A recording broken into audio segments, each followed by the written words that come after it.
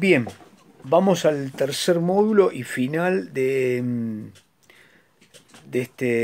esta clase, digamos, y nos faltaría la geografía, que en todo caso es lo que más les interesa a ustedes y sobre lo que más material van a tener. Bueno, en principio, digamos que sin tratar de darles nada específico, seguramente ustedes esto lo van a poder contrastar con otras clases que han tenido mucho más profundas sobre el tema. Acá lo que tratamos es de pensar cómo enseñar esto, pero en principio uno podría decir que hay una tensión evidente en el marco epistemológico de, de la geografía. Fundamentalmente porque la principal corriente que animó la fundación de la disciplina fue naturalista y porque el positivismo, con el cual ascendió al grado, al carácter de ciencia, mantuvo entonces una construcción del aparato geográfico pensado en términos de centralidad física, físico-natural de la disciplina.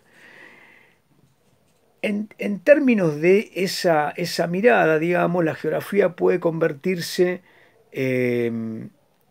claramente dentro del marco social en un entorno. Entonces digo, la sociedad A, ¿qué entorno natural tenía? Y pienso exclusivamente a la sociedad operando sobre un plano inerte. Eh, Acá, en todo caso, tenemos que volver a decir, cuando estoy recuperando esta mirada, si ustedes quieren, superada, tenemos que volver sobre el esquema central. El pensamiento dialéctico implica que historia y geografía operan en un mismo marco, el de la sociedad desarrollándose.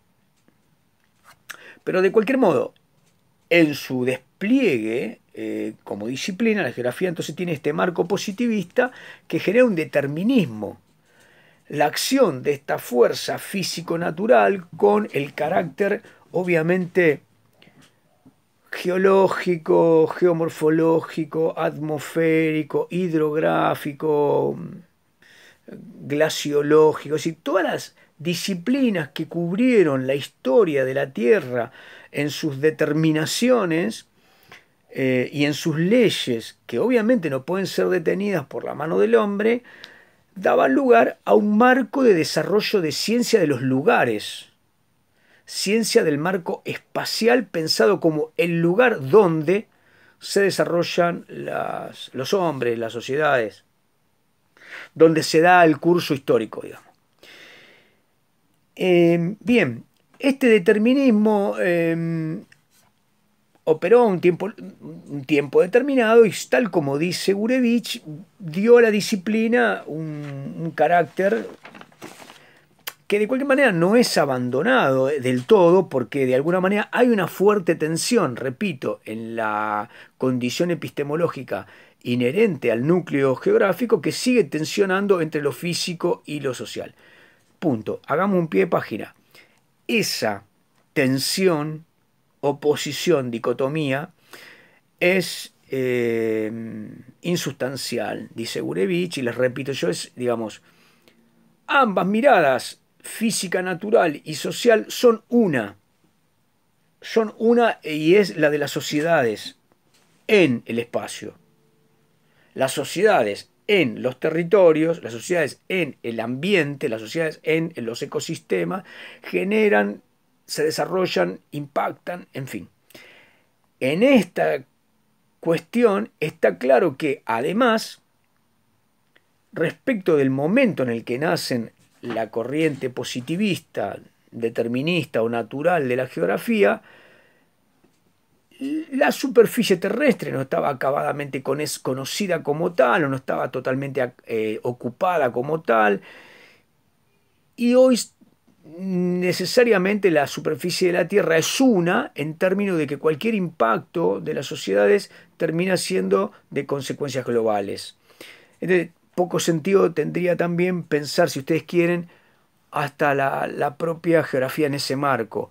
Entonces, es extrema la visión de que la geografía tiene que desentenderse del marco físico, como es extremo aquella que hace del marco físico todo lo geográfico. Y entiende que el plano de lo que llamaríamos, lo que llamaría el positivismo geografía humana es otra historia, digamos. Ah, bueno, ahí esas tensiones de la geografía se siguen desarrollando, pero en todo caso podríamos pensar en subdisciplinas que se apliquen a alguna de esas corrientes, tal como ustedes tienen algunas materias de geografía ambiental o geografía social, eh, sin desentenderse de lo físico como inexistente, porque sigue existiendo y tiene su legalidad en términos epistemológicos, ¿no? Bien, la segunda etapa de la disciplina, que es la historicista, aquella que opera sobre los acontecimientos, los cortes y el regionalismo, y que opera sobre el posibilismo, en qué medida las sociedades construyen lo regional, lo paisajístico, eh, termina siendo limitado, y si ustedes quieren es la segunda etapa de esa geografía que se va desarrollando. Podríamos llamarla esta antipositivista o posibilista frente a la determinista. La cuestión es que finalmente llegamos a una geografía crítica, que es aquella que determina al espacio como construcción social y hace intervenir la dialéctica en términos de sociedad-naturaleza, tanto como historia-geografía en el plano disciplinario, en un mismo marco dinámico.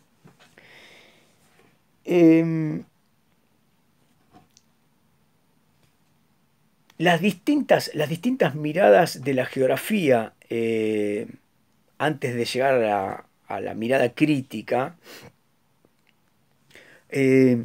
fueron haciendo intervenir en el escenario de los análisis geográficos los elementos geológicos, geomorfológicos, atmosféricos, climáticos, etcétera, hidrográfico, oceanográfico. Pero en todo caso, lo que tenemos que pensar es en tratar de establecer un marco integrativo, holístico. La geografía no puede desconocer que a ese marco físico le sobrevino un marco biológico en donde lo ecosistémico, lo ecológico se suman como propias legalidades. Digamos, la climatología es un elemento condicionante de la zoogeografía y de la botánica o de la geobotánica, si ustedes quieren. La cuestión es que todos los agentes que componen la biosfera interactúan en un plano de legalidad que es obviamente difícil de dejar de reconocer. Ahora, el plano de lo que es propiamente geográfico, en términos de qué enseñamos cuando enseñamos geografía, son las formas sociales que se adquieren en tanto complejidad espacial. Esa complejidad espacial, en tanto territorialidad de distintos estadios interconectados en términos físico-naturales, biológicos, sistémicos, climatológicos, impactados fundamentalmente por la actividad antrópica. Es decir, las sociedades han crecientemente incorporadose a ese escenario piramidal como agentes de máxima penetración y cambio. En ese sentido, acudimos a la geografía como una de las disciplinas que hoy intentan decodificar la sociedad en sus marcos más complejos. Lo urbano es lo plenamente artificial, explicar la artificialidad frente a lo que en todo caso la disciplina nació como identificación de lo plenamente natural.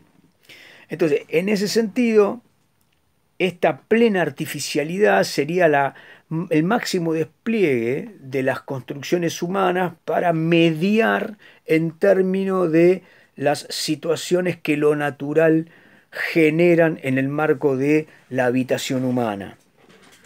Bien, todo esto le suma la complejidad de que esa acción humana no es neutral, si genera una cantidad de desechos, de degradación, de pérdida de producción y una cantidad de procesos añadidos al propiamente productivo. Es decir, no estaríamos solo pensando en la geografía como el diseño de paisajes, es decir, en términos de cultivo, plantaciones, deforestación sino que estaríamos pensando en una nueva producción para la no producción, es decir, algo que es degenerativo, degradatorio y finalmente termina con el proceso de acción humana en términos espaciales. Bien, la cuestión de la geografía en estos planos implica una complejidad similar a la que pensamos lo histórico, pero desde lugares, si ustedes quieren, que no implican necesariamente solo lo antropológico, sino que digamos, el camino desde lo no antrópico, es decir, desde la Tierra, el escenario territorial, el escenario espacial, no munido de lo antrópico, como constitutivo de la dialéctica, se la debemos por ahí a Kant. Hegel la ninguneó un poco, Marx la incorporó exclusivamente como elemento constitutivo de aprovechamiento humano. Si ustedes quieren, lo invisibilizó a lo natural, geográfico, en la propia construcción de la materialidad social. Pero bueno, esta es una digresión filosófica. En todo caso, acudimos a un momento en donde lo geográfico tiene una complejidad que desde el marco natural asume la complejidad social en marcos de escalas temporales y escalas espaciales que implican todo lo productivo en términos económicos, todo lo extractivo en términos geonaturales, todo lo extractivo que a veces es económico, todas las distribuciones, apropiaciones y migraciones que ocurren en el escenario están constituidas por regulaciones que no son naturales, que son humanas, que son sociales, en el plano de lo económico, de lo político, de lo social. Entonces, los sistemas políticos, históricos, sociales, económicos, son geográficos y el pensamiento geográfico sobre esos sistemas implica una mirada que es el embés dialéctico de la mirada de la condición social que desterritorializa lo producido. Dicho así, por ahí complejiza un poco, pero no hay posibilidad de pensar el capitalismo o el neoliberalismo o el esclavismo, cualquier sistema que no implique una perspectiva disciplinaria que incorpore a la propia tierra en su naturaleza-sociedad, ¿no? Es decir, esta permanente oposición naturaleza-sociedad genera síntesis que son estos nuevos escenarios sociales. ¿Qué enseñamos cuando enseñamos esta geografía, digamos? Que en términos de escalas espaciales será lo mínimamente local, como una unidad colectiva, la aldea, el pueblo, la unidad productiva, el municipio, una interregión, el AMBA, hablamos ahora, ¿no? El AMBA, capital y los distritos, lo nacional, lo regional en términos de sumas nacionales, Latinoamérica, lo mundial. Estas escalas implican necesariamente caminos de análisis geográficos muy complejos, donde se suma lo geopolítico, donde se suma obviamente los mercados mundiales, los precios de los commodities, el mercado internacional, el transporte, etcétera, las rutas comerciales, etcétera, etcétera, etcétera. Ahora, ¿para qué enseñamos geografía en claves de estas categorías?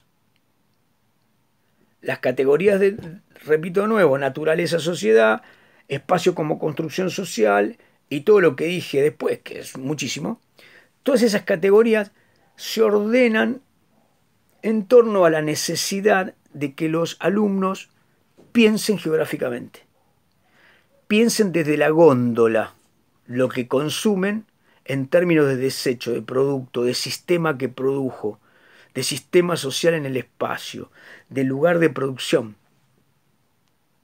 del alimento, de terciarización, de sistema de transporte, de operatividad de polución, de circulación. El sistema social es un sistema espacial. Para que los alumnos lo piensen en ese sentido, tenemos que enseñar a leerle, tenemos que enseñar a que lea, a leerle a nosotros, pero sobre todo a que lea, decodifique, comprenda, interprete ese mundo geográficamente, pero además para que abra juicios críticos sobre ese mundo y que para que pueda ser libre de actuar y de transformar ese mundo en términos de ese nuevo conocimiento y de codificación. Es un poco también una forma consciente de ciudadanía en términos de conservación de nuestra propia posibilidad de vida en este mundo. Bueno, ¿qué va a pasar? Acá terminamos, corto, pero además en el Classroom les voy a sumar en otra entrada todo un texto que es este. Notas sobre la enseñanza de la geografía renovada. Notas sobre la enseñanza de la geografía renovada.